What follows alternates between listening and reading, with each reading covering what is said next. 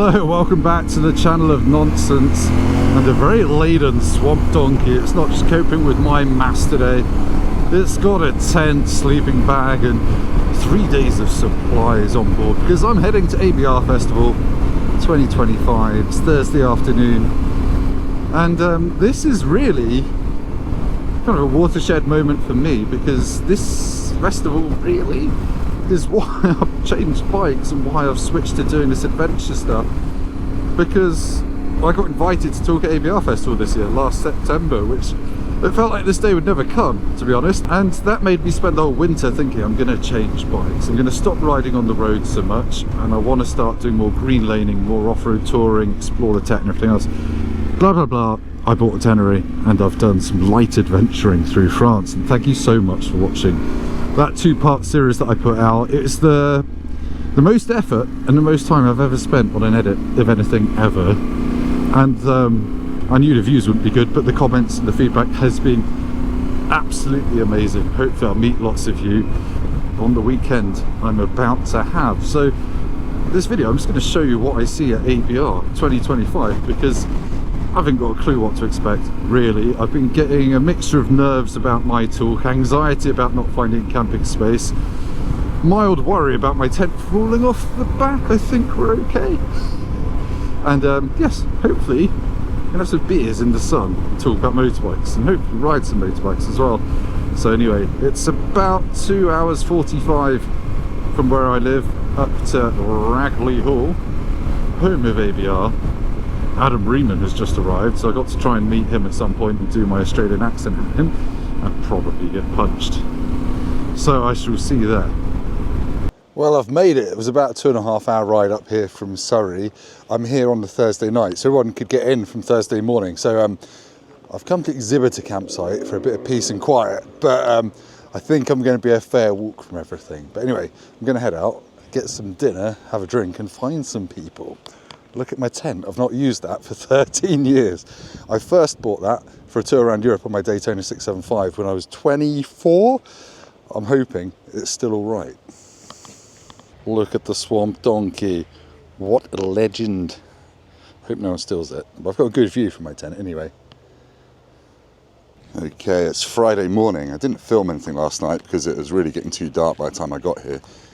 But all I did was meet up with some friends and I had some beer and listened to an Elvis impersonator while eating lots of beef. I have to say, for a festival, it was a really nice amount of people. I think there were only 6,000 people here yesterday.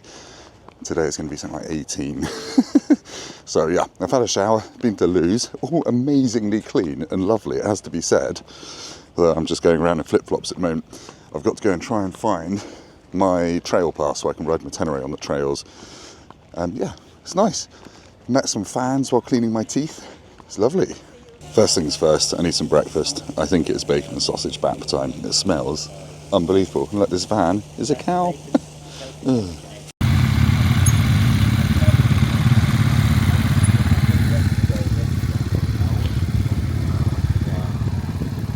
Right, I've got a few test rides to do in a minute, going out on a KTM 890 Adventure R, but I'm doing a bit of a consumerism. Just bought a Zero Fit ice skin base layer to keep me cool this afternoon. But they've got stands for pretty much everything. And when I say everything, you've got your GS. It's the circle of life. You get your Tourer Tech kit on your GS. Then a few months later, you can have your funeral. They've really thought of everything. Right, I'm doing a terrible job of turning this into an ABR diary, but I'm over at the Ducati stand. Ducati. I'll get told off saying it wrong. So I'm going out on a Desert X. I've never actually ridden a Desert X. I nearly bought one instead of my Tenere. So today the theme is going to be riding bikes I perhaps should have bought instead of the Tenere. First up, Desert X, and after that, KTM 890 R. So yeah, I need to go and get signed on, sign my life away, and then go and fall off on someone else's motorbike for once.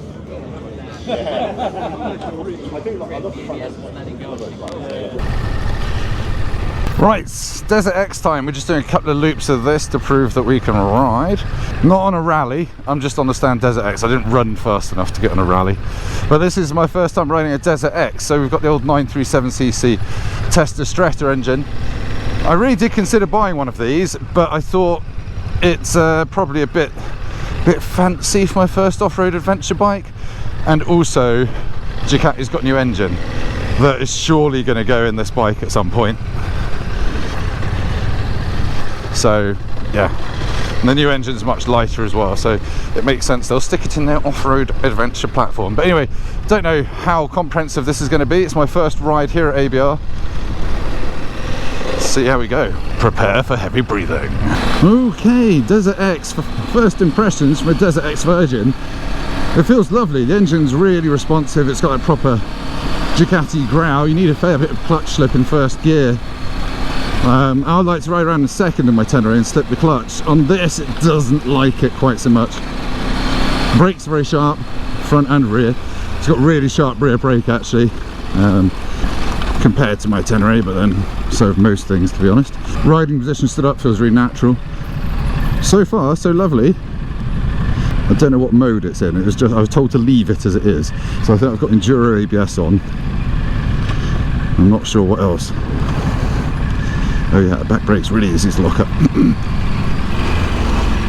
It feels about as top heavy as my Tenere when you come to a one-footed stop. That's the thing, riding with unknown people. I don't know if they're going to stop on hills and things like that. So this might be more a review of the, the ride than the bike. Lovely amount of punch up there. Yeah, she's got some mumbo on her.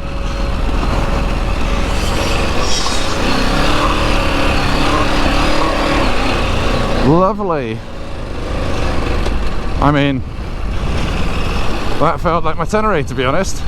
But yeah, like throttle response and everything in this second gear, it's nice and assured, nice and smooth.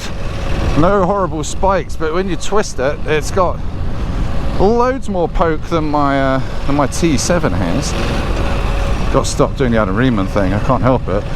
Dust, lovely dust.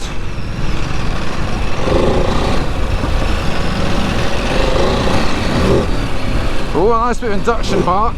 Oh yeah.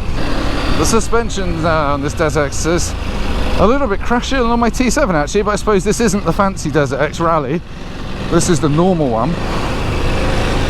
And I think I'm a taller bloke actually at 6'3". This is a little bit, I don't know, it's a little bit more of a reach to the bars than I'm perhaps used to.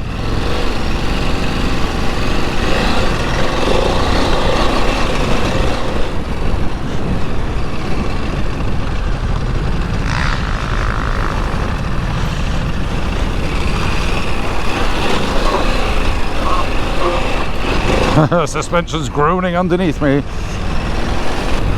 Right, yeah, this isn't going to be the most comprehensive test of a Desert X ever, but it's good to ride one. It does feel like a well sorted adventure bike. It's nicely balanced. Engine is a known quantity, very good. Brakes are good. The electronics, I haven't set them up myself, so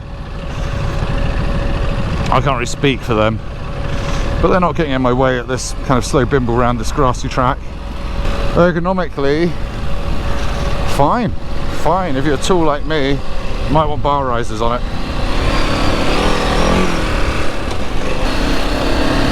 I think I'd like bigger foot pegs on it because my feet are already getting a bit tired. Poor little footsies woodsies, but yeah, they're not as big as the ones on my T7, which I've now realised makes quite a big difference to my comfort. Just having an extra surface area for my size 11s to sit on.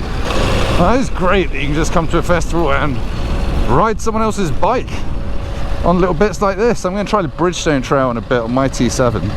That's longer, that's 50k actually. Right, first ABR test ride done. That was nice actually. It was, it was very steady, which is about my pace on someone else's bike. And hey, cheers mate. And then I've got a KTM one, and then I've got to give a talk tomorrow. And there's a 90s DJ tonight, who I'm assured is very good. As long as she plays Sunshine After the Rain, I'll be a happy boy. So I was being through with a water bowser to keep the dust down. This is not ABR's first rodeo, is it? Sure. Do you ever find yourself standing in the middle of a field about to ride a bike thinking this is going to be really expensive? Because I've not ridden the KTM 890 Adventure R off-road ever. This is the bike I half thought about getting instead of my Tenere. And the only thing I don't like about my Tenere is it's a bit top heavy, and this is ball bags to lower the centre of gravity. The fuel tank's down there. Loads more power than my Tenere. And yeah, I'm a bit scared I'm going to like it too much on this little off-road trail. So it's going to be a gentle ride. here at ABR Festival on the manufacturer loop. You're in rally mode. Yeah. With your slip adjuster. Got my T6 all over it, mate. So the guys have put them in 5 as like a recommended setting. Yeah, that's fine. I'm a complete wimp, so I'll probably put in 9 by the time I come back. Ooh, the seat is a bit wider, not my Tenere. My legs are a little bit more splayed. There you can see my legs down there. A bit less ladylike than usual. Yeah, the bars are much lower than on the Desert X I rode this morning, and also my Tenere. But it does instantly feel more balanced. Just this is a little loop they make us do to make sure we can ride properly. Right, so into the dust we go on the KTM 890 Adventure. Instant impressions are the bars are low and the front end is already flightier than the Desert X I rode this morning, and my own Tenere. It is way dartier through the bars. I'm feeling way more, and it's got that KTM aggression, which I love on the road, but with my novice off-road whiskey throttle, I don't know how I'm going to feel about that in a little while. It's going to get me into trouble, I think. Brakes are sharp. I'm running front ABS and no rear ABS.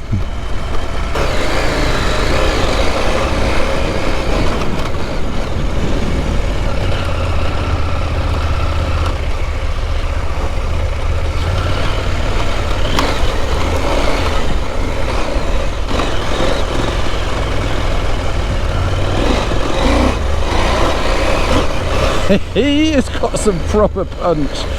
Oh, that was fun. Look at all these T7 rallies. One of them's got the reg number immediately after mine. They look good. They look good.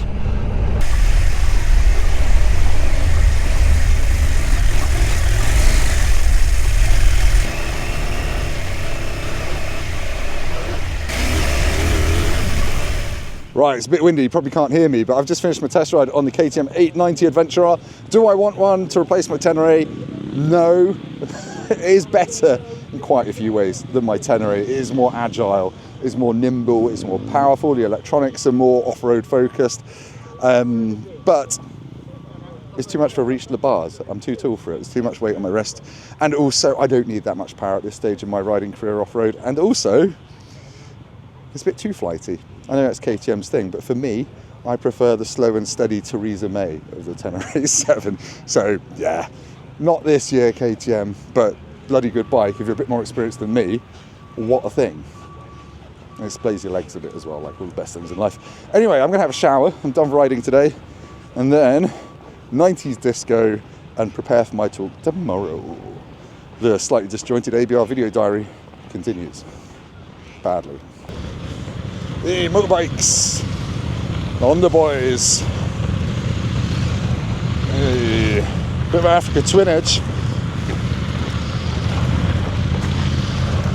First big bike I ever rode off-road. Well, the first bike full stop I ever rode off-road was one of these.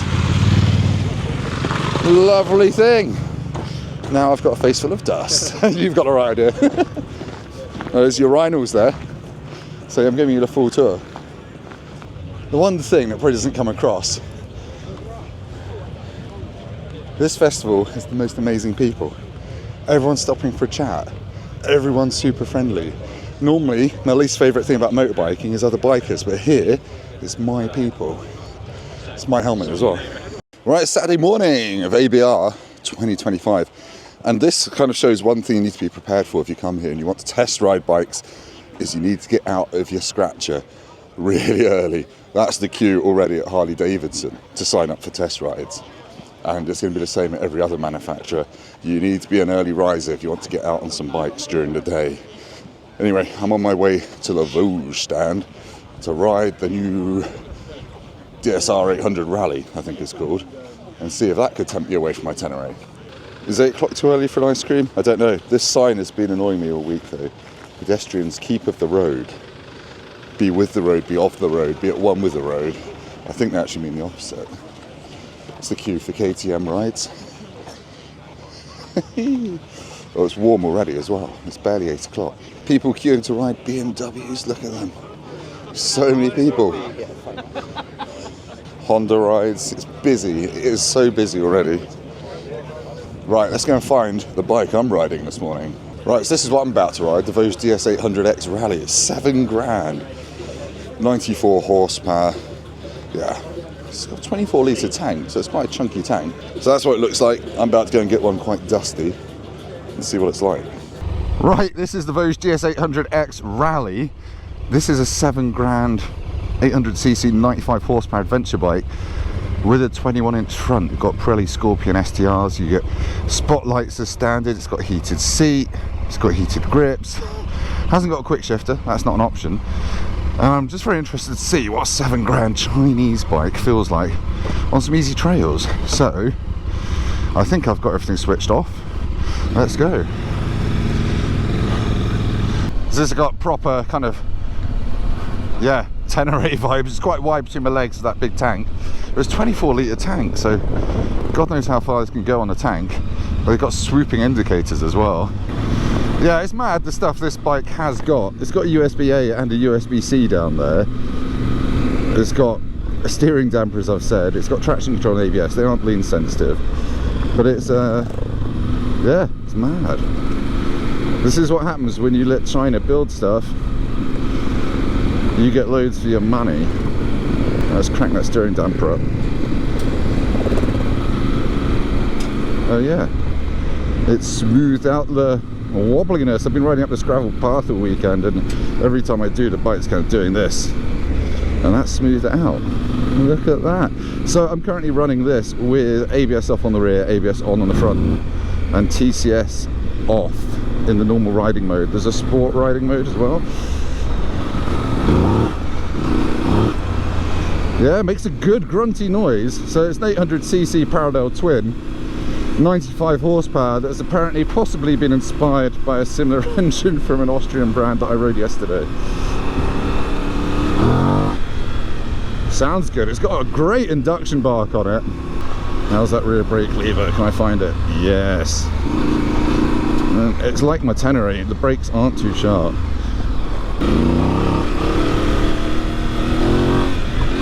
It's got a really nice soft throttle response actually in normal mode. You can sharpen it up with sport mode, but for now, for me, having just woken up out of my tent, this feels really good.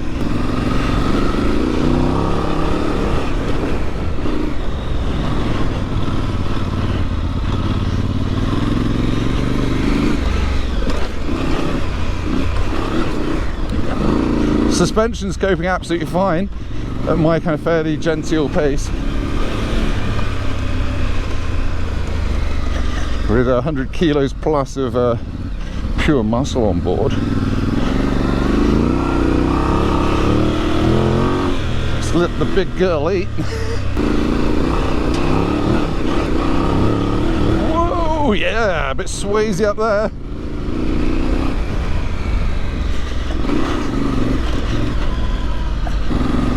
So far, in my novice off-road experience, dynamically there's nothing to criticise about this. The brakes have got a nice softness to them. I don't like brakes that are too sharp off-road. Back brake down here, easy to find, easy to adjust my speed. Loads of engine braking as well. Picked the exact wrong time to click up in second there. And the engine's just got really lovely throttle mapping actually. You know, sometimes you come to these cheaper Chinese bikes and they might not have skimped out on the actual bike itself, but sometimes the mapping and the R&D of the electronics gets a lift to the side, shall we say, but not so in this.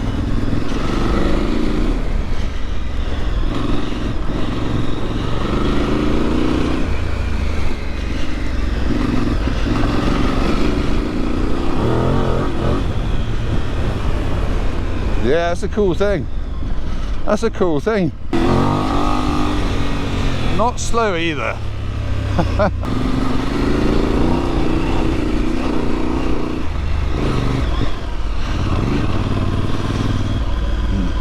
It's not as nimble as the KTM 890 I rode yesterday, but that was a bit too flighty for me. This is close as my Tenere. in terms of turning feel. Hey!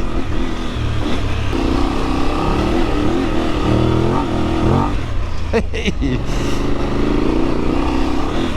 Right, let's try and compose some proper grown-up thoughts on this Chinese Ripper.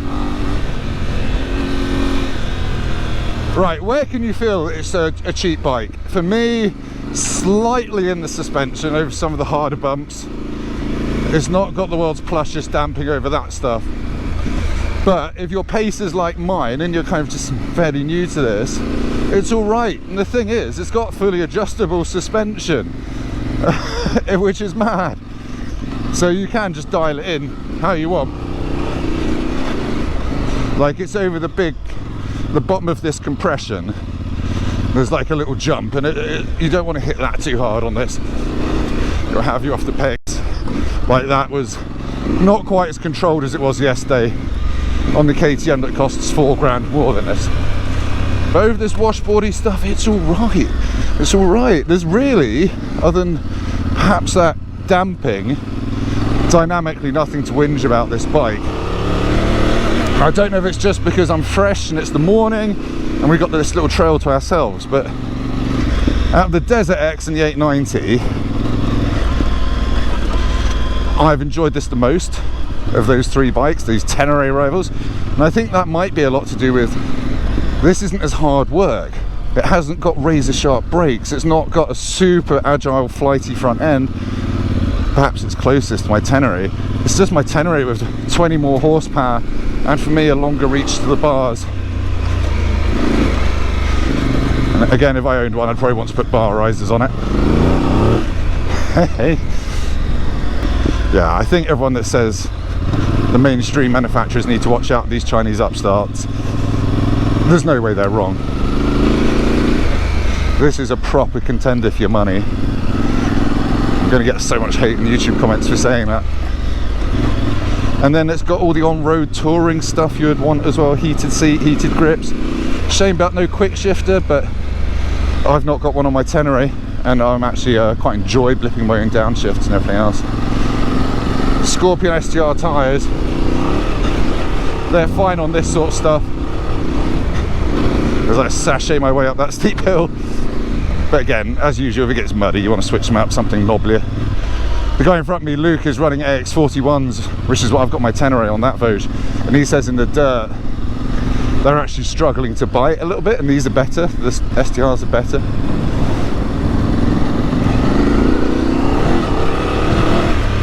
Probably not run over the big Dunlop sign. So here we have it, the winner of which of those three bikes would I have picked over my Tenere if I had a bit more, well, a bit more knowledge.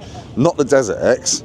I don't know, I didn't get on with the riding position so much. Not the KTM, too flighty for me. I think it's the Voge DS800X Rally. So I'm going to do a bit more of a walk around of it because I was just really impressed. There's a lot of me that's thinking this is very good for a £7 bike, but actually it's just a very good bike. And it is interesting looking at these Chinese bikes because there are lots of bits you recognise. So it's got KYB suspension, it's got Nissin brakes. Those wheels look sort of Bavarianly familiar. The engine, as I said, is essentially a slightly reworked Austrian unit. Even this exhaust hanger, that looks exactly like the one on my Tenere. Hopefully it doesn't bend as much as the one on my Tenere. When you drop bike on its right hand side, this is 213 kilos wet. It's even got a rack, it's got a handy handle for picking it back up. You can take the foot peg rubbers out as well. As I said, no quick shifter option. It's got the textured plastic off a Tenere, so that doesn't start looking rubbish after a couple of years. Rotary steering damper, you adjust it like that. There's the USB socket, which is really handy having a C and an A. C and A, who remembers them? There's a joke there, isn't there? I will go into that in another video where I'm not going to get demonetized. The switchgear does look a bit basic, but look, down here you've got your buttons for heated seat, heated grips, and that's kind of like your usual KTM kind of four-way cluster there. Riding modes, it's only got two. That's the throttle mode, it adjusts the traction control slightly as well. ABS off and on. To turn TCS off, the traction control, you hold that. It's hard to say what's not to like. If you're doing what I'm doing, which is kind of novice off-roading, some fire trails, some of the TET, and lots of road miles, That's a really, really compelling package with a massive tank as well. Anyway, that is the most surprising bike I've ridden in a long time. 7 grand gets you all that. Yeah, interesting. Anyway, thank you ever so much for watching this fairly disordered ramble through riding some bikes at ABR to see if I should have bought something that's not my Tenere 700. I still love my Tenere. I still love its looks. I love the way it rides in a kind of fairly steady and stable way that's got no surprises. If I was going to do it again, I'd probably still buy the Tenere, to be honest, because I'm a tart and I like the looks. And 3 grand between, or 4 grand between my Tenere Rally and that is money I had from selling my MT10, so I might as well spend it on another motorbike. Anyway, that's a rubbish conclusion. In 2 hours, I'm going to be talking on stage about my Second World War Tet adventures and trying not to talk about Nazis constantly. Don't know how that's going to go down. I'm a bit terrified. I've been really dreading it for 9 months, but the moment is here, so I'm going to have a shower, get in something more comfortable, and I'll see you next time. Thanks for watching. Like, comment, subscribe. Go down to the comments and tell me how I'm just a shill for the communist government of China. Goodbye. Right, you're probably not going to be able to hear me because I'm wearing goggles, but I'm finishing my ABR experience, doing what I've wanted to do all weekend. I mean, the talks have been great, the people have been amazing. It has been, I say this without any kind of fakery, it's been amazing meeting so many people who follow my channel and are passionate about the same things as me, whether it's piss taking, history or motorbikes. And yeah, I'm signing it off with actually the first time I've ridden my bike this weekend on the Bridgestone Trail. I've got the Swamp Donkey out. I've got basically no GoPro battery left. So this is my little wind down after quite a busy weekend. Oh, sand, lovely. I think I'm going to go over here.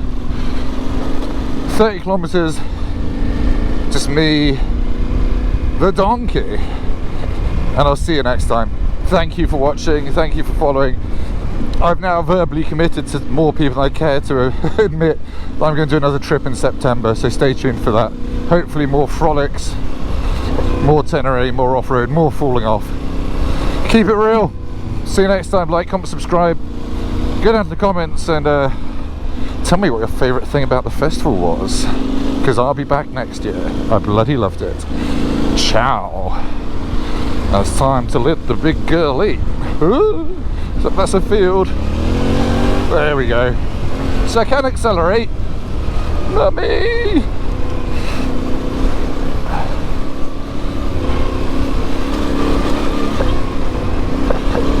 Hey, look at this farmland. Yeah, boy.